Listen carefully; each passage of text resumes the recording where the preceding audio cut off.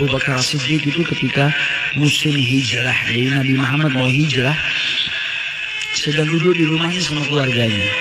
Tiba-tiba dapat kabar kalau Nabi Muhammad jalan menuju ke arah rumahnya, pakai kerudung, ditutup mukanya. Dalam keadaan siang hari yang panas.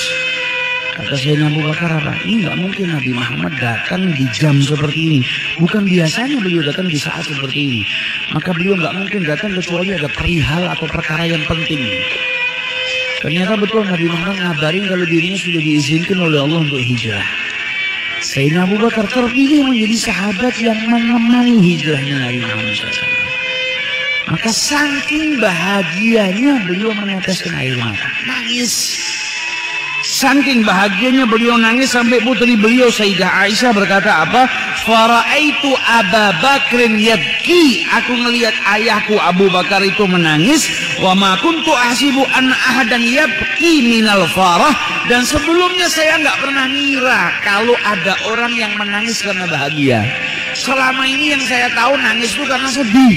Tapi hari ini saya mendapati ternyata di balik kebahagiaan itu ada tangisan, ada tetesan air mata.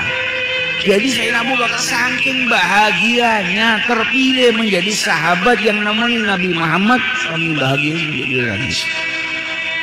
Nah ini menunjukkan cinta kepada Nabi Muhammad. Karena apa? Ketika Abu Bakar dikabari sama Rasulullah, engkau nemenin saya hijrah, Abu Bakar sadar perjalanan ini bukan perjalanan jalan-jalan. Ini perjalanan yang membahayakan. Karena yang paling dikejar oleh orang-orang kafir Nabi Muhammad. Abu Bakar sadar ini perjalanan gak gampang. Ada bahaya, ribuan bahaya yang ada di hadapannya. Bakal dikejar musuh, bakal dibunuh, bakal capek, bakal ngelakuin perjalanan yang panjang. Jadi ndak enaknya itu banyak. Tapi ndak enak itu semua hilang buat Abu Bakar. Karena apa? Dia terpilih menemani sang kekasih Nabi Muhammad SAW. Bukan nggak sadar kalau itu perjalanan bahaya.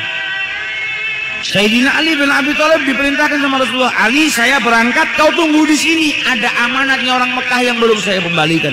Kau kembalikan kepada mereka, setelah itu kau susul. Dan kau malam ini tidur di tempat saya. Dikasih tahu Sayyidina Ali, orang-orang kafir Quraisy malam ini membunuh saya. Kau yang tidur di sini, ini serban saya pakai, tidak ada keburukan yang akan menyentuh dirimu. Sayyidina Ali tahu bahayanya tidur di tempatnya Nabi Muhammad. Karena apa? Orang kafir Quraisy mengumpulkan anak mudanya semua, setiap suku satu anak muda. Datengin Nabi Muhammad, semua mereka bareng-bareng nyabetkan pedang. Supaya apa? Nabi Muhammad mati. Kalau dituntut kisos, maka nggak bisa kisos. Karena siapa yang bunuh? Yang bunuh banyak orang. Karena ngebaskan pedangnya bersama-sama. Tahu Sayyidina Ali bahayanya, tapi diterima dengan bahagia. Samaan wa ta'atan, nggak takut. Diambil selimutnya Nabi, tidur di situ. Bahagia yang luar biasa. Karena apa? Karena yang minta Nabi Muhammad lebih mencintai Nabi daripada dirinya sendiri. Dengan apa? Dengan amal yang dia lakukan. Dia sudah buktikan. Abu Bakar sadar perjalanannya bahaya, tetap dilakukan demi Nabi Muhammad. Ali bin Abi Thalib rela tidur di tempatnya Nabi Muhammad, bahaya. Kenapa tetap dilakukan? Demi Nabi Muhammad SAW. Mereka sedang menunjukkan kecintaannya kepada Rasulullah Sallallahu Alaihi Wasallam. Bagaimana cintanya orang-orang Ansor? Orang-orang Ansor ini dapat kabar Nabi Muhammad sudah mau hijrah. Kalau zaman sekarang kan enak, ada WhatsApp. Kita mau pergi ke Surabaya, masih tahu kereta saya berangkat tanggal 12 jam 7 pagi, jam insya Allah setengah 11 saya sampai di stasiun Surabaya. Kalau dulu kan nggak ada. Mereka cuma dengar Nabi Muhammad diizinkan untuk hijrah. Nabi mampir dulu sembunyi di gua. Setelah itu tidak melalui perjalanan atau jalan yang biasa dilalui, karena Nabi harus lewat tepi pantai dengan seorang penunjuk jalan, karena beliau dikejar sama orang-orang musyrik. Belum lagi cintanya Abu Bakar Siddiq yang diriwayatkan oleh seseorang yang ngejar Nabi Muhammad, ngejar mau bunuh Nabi. Ketika kudanya dekat dengan Nabi Muhammad, Dia ngeriwayatkan, saya waktu ngejar Nabi Muhammad kuda saya sudah dekat sekitar dua tombak. Jaraknya sekitar 2 tombak. Ini orang yang deketin Nabi Muhammad, mau nangkep Nabi Muhammad, ngeriwayatkan saya ngelihat Abu Bakar nangis. Setiap kali kudanya orang ini mendekat kepada Nabi Muhammad, Abu Bakar nangis. Sampai ditanya sama Nabi Muhammad, Mayuki, apa yang buat kau nangis? Demi Allah ya Rasulullah, saya nangis bukan karena saya takut diri saya yang binasa, tapi saya nangis karena takut kehilangan dirimu. Saya takut engkau tertimpa bahaya. Dia tunjukkan cintanya kepada Nabi Muhammad SAW. Nah ini cinta, bukan cuma sekedar ngaku, tapi menunjukkan kecintaannya kepada Rasulullah. Orang-orang Ansor lihat mau kedatangan Nabi Muhammad, gak tahu Nabi nyampe nya hari apa, jam berapa.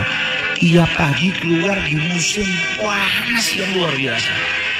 Keluar dari rumahnya berbondong-bondong ke pintu masuk.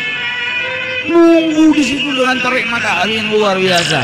Ditunggu sampai datang waktu sore, Nabi nggak datang, mereka pulang ke rumahnya. Besok datang lagi, nunggu lagi berjam-jam.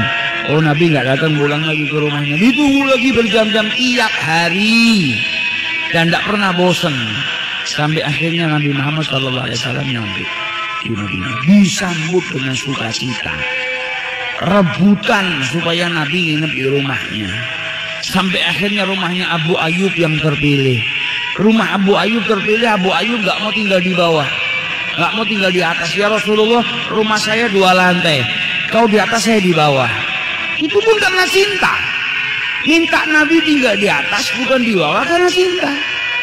Kalau saya yang di atas nanti saya takut kurang ajar ya Rasulullah, jalan lewatin kau di atas. Saya takut kalau saya jalan debunya nanti ngotorin kepalamu. Saya takut kalau saya tinggal di ruangan atas, kalau ada wahyu turun saya jadi penghalang. Nabi Muhammad nggak mau, saya di bawah aja supaya yang silaturahmi kepada saya gampang. Jadi Nabi milih ruangan bawah bukan karena ruangannya lebih bagus. Mikirkan orang Madinah yang mau silaturahmi sama beliau biar nggak kesusahan naik-naik ke atas. Cintanya Nabi sama umatnya sampai seperti itu.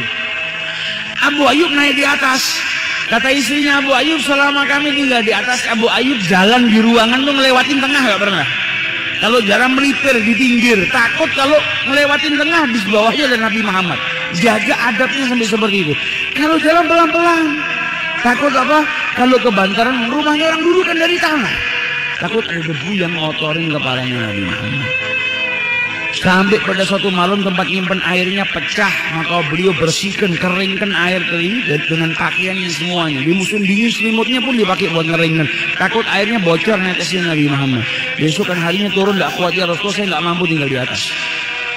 Takut kurang ajar. Hop, cinta yang jadi seperti ini. Bukan karena ruangan atas lebih jelek, saya nggak mampu ya Rasulullah. Kalau naik ke atas, saya di bawah. Akhirnya Nabi Muhammad indah. Indah pun karena apa? Karena permintaan sahibul bait, permintaan tuan rumah. Jadi nggak pernah milih sendiri di mana. Nggak pernah tinggal di bawah karena apa? Karena nggak menyusahin umatnya yang silaturahmi. Pindah ke atas karena permintaan sahibul bait, bukan beliau yang milih. Nggak kayak kita mau kondangan itu tanya, nginepnya di mana? Ada AC-nya nggak? Kamar di dalam nggak? Ada ini nggak? Nabi Muhammad nggak pakai milih, di bawah buat umatnya, di atas buat umatnya. Lalu kita masih lebih ngalem. Gak ada AC, wah gak bisa tidur saya kalau ada AC. Gak ada kamar mandi, wah saya gak bisa kamar mandi di luar. Nabi Muhammad semuanya demi kecintaannya kepada umatnya. Nah ini cinta, apa yang dilakukan sama Abu Ayyub.